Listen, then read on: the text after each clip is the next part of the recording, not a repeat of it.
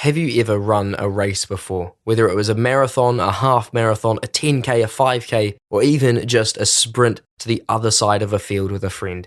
Whenever we take a race seriously, we train. We use training, endurance, and discipline. And we use these things to make ourselves better, so then when it comes to the time that we have to do that race, we are prepared and we are trained up and ready to run. In today's devotion, the race marked out for you, we see that we need to train, we need to endure, and we need to have discipline in our Christian lives. And we need to run the race marked out for us by Jesus so that we can live our Christian lives to the full. When I was 19, I took part on a whim without any training in the Boundary Run. It was slightly longer than a marathon and involved running around the boundary of the city of Cambridge, with much of it across ploughed fields. For the first 14 miles, I was fine. After that, various bits of my body started to seize up. Although I completed the race in a reasonable time, it took me weeks to recover. Running a marathon without training is not a wise thing to do. The writer of Hebrews says that the Christian life is like running a race. It is more like a marathon than a sprint. We are long-distance runners. It requires training, endurance, and discipline if we're not to grow weary and lose heart. In each of the passages for today, you see what you need to do in order to run the race marked out for you, as well as some of the results of doing so. From Psalm 125. Those who trust in the Lord are like Mount Zion, which cannot be shaken, but endures forever. As the mountains surround Jerusalem, so the Lord surrounds his people, both now and forevermore. The scepter of the wicked will not remain over the land allotted to the righteous.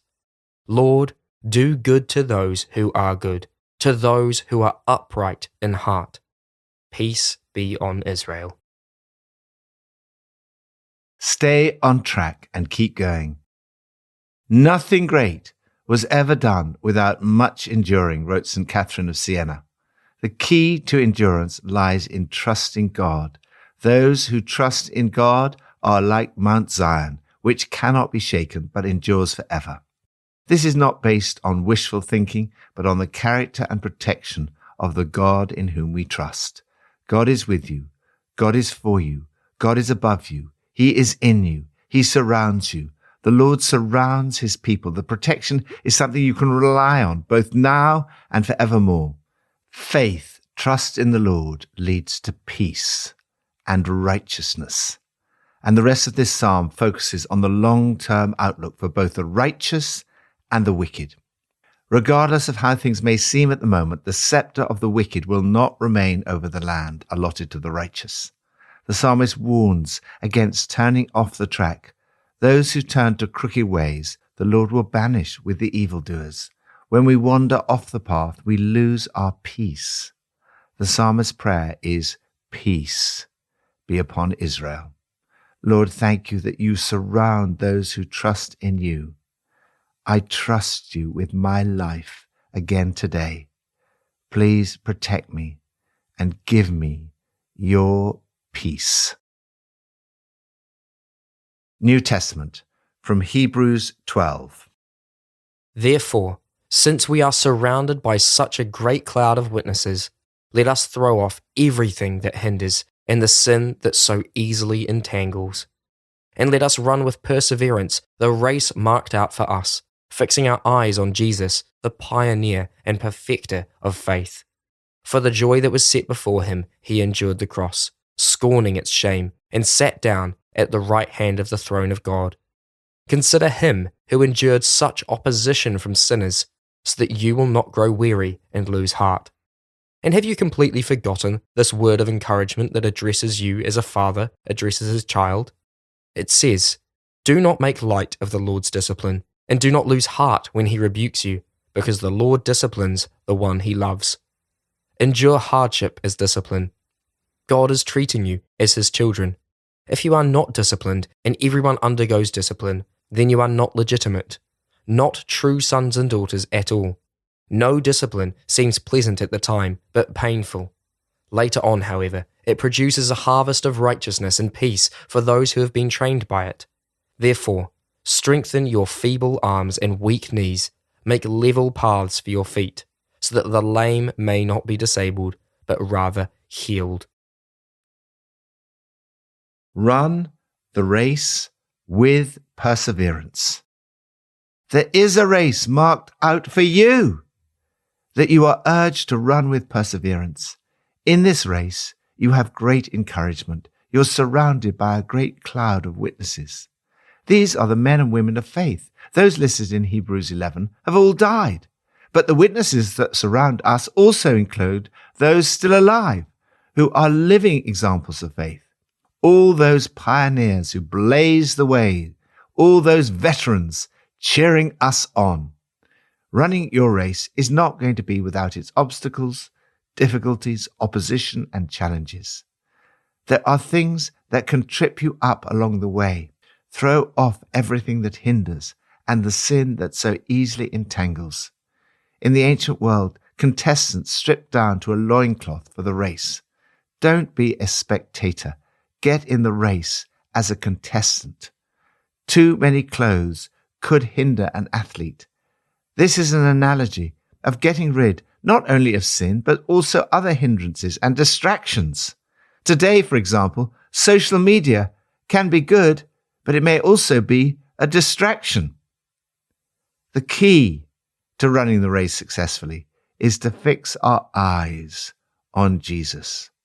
Where an athlete's looks is key to their success, good athletes keep their eyes fixed on the finish line. Jesus never lost sight of where he was headed. That exhilarating finish in and with God.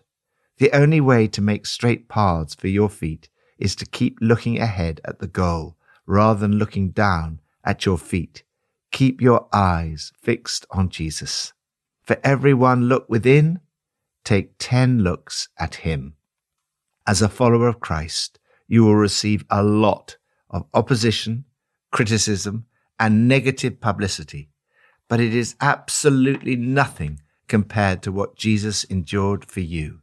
Jesus is the author, leader, originator, pioneer, and perfecter, completer, finisher of our faith, who for the joy set before him endured the cross, scorning its shame, and sat down at the right hand of the throne of God. The key to your endurance is to consider him, who endured such opposition from sinners, so that you will not grow weary and lose heart. Keeping your eyes fixed on Jesus should help you to put it all in perspective. For most of us, in our struggle against sin, like the readers of this letter, we have not yet resisted to the point of shedding our blood.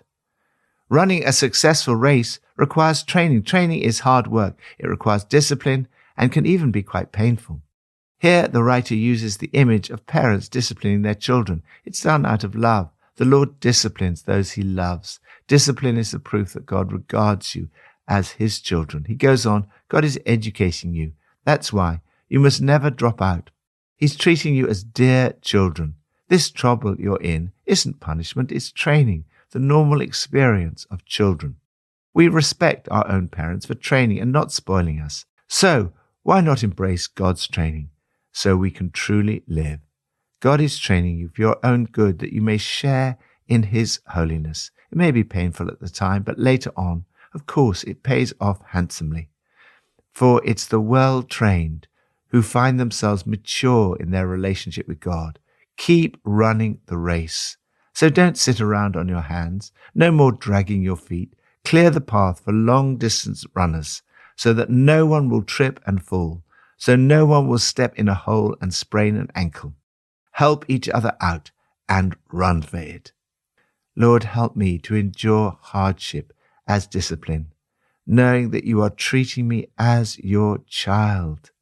May I come to share in your holiness and produce a harvest of righteousness and peace. Old Testament, from Ezekiel 26 and 27. When your merchandise went out on the seas, you satisfied many nations. With your great wealth and your wares, you enriched the kings of the earth. Now you are shattered by the sea. In the depths of the waters, your wares and all your company have gone down with you. Throw off everything that slows you down. Western society is in danger of going in the same direction as Tyre. It was wealthy and powerful. It was a nation of successful business and global training.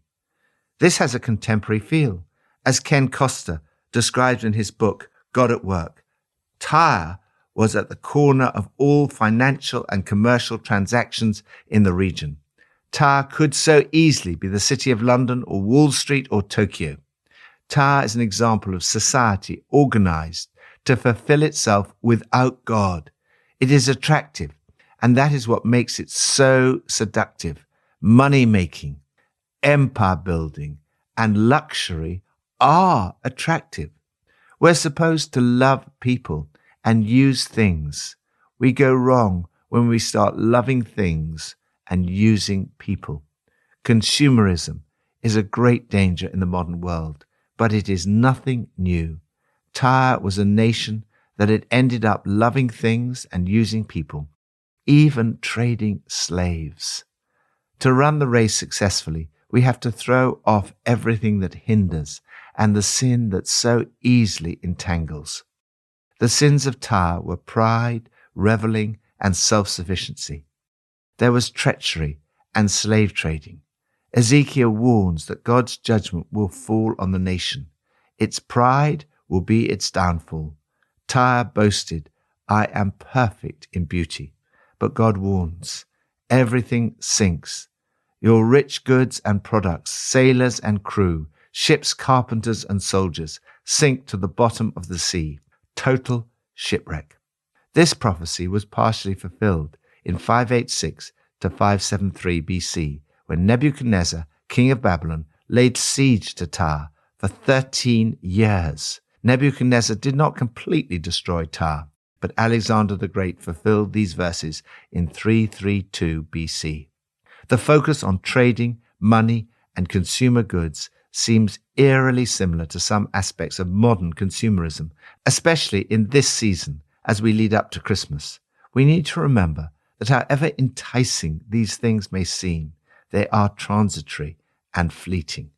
Don't get entangled. Keep your eyes fixed on Jesus, the author and perfecter of your faith. Throw off everything that hinders and the sin that so easily entangles. Run with perseverance the race marked out for you. Lord, help me to run with perseverance the race marked out for me, to fix my eyes on Jesus, and never to grow weary nor lose heart. Pippa adds, in Psalm 125 verse 2, it says, As the mountains surround Jerusalem, so the Lord surrounds his people, both now and forevermore. This is a powerful picture of God's protection, strength, and enduring love for us. Let's pray.